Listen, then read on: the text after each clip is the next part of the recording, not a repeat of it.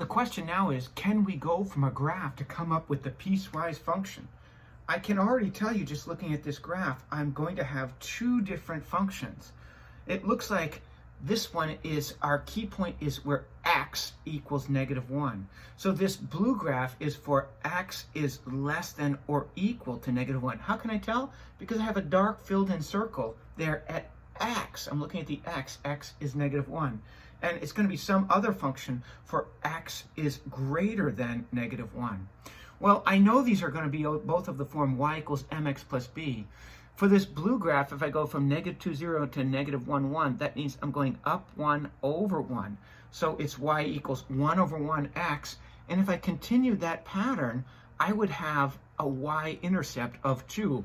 Now, I'm not allowed this part of the graph, but I'm just eyeballing it until I get a y-intercept of 2. Now, I'm not allowed that because of the domain of the blue function there, but I can certainly find the y-intercept by continuing along. And here, with the red graph, I can see the slope is down 1 to the right 2. So it's -1/2 x. And if I look on the graph, it turns out that the y-intercept is -1/2. Now, of course, my graph didn't have all of the little boxes that your graph will have, so I had to fill in those values. But you can get the point that we're interested in the slope, rise over run, and the y-intercept of each of those graphs.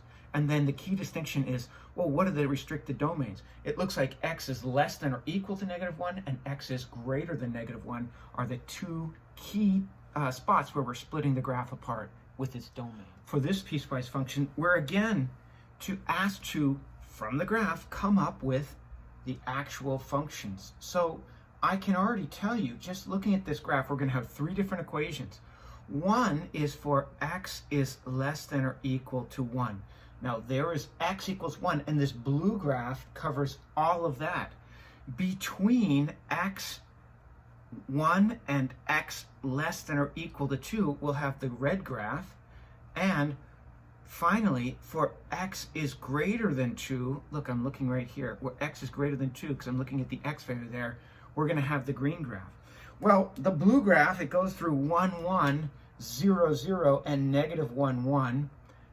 And so that must be y equals x squared. The red graph is a constant graph. Y is always, look, y is always 3.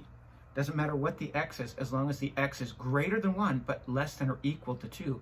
That's why we have the dark dot on x is equal to 2 and an open dot on x equals 1. And if I continued this green graph down, I would see that it goes through this point 0, 0. So it's y equals mx plus b, up 1 over 1, up 1 over 1. It's simply y equals 1 over 1 x plus 0, or simply you can write y equals x. And there's our three functions.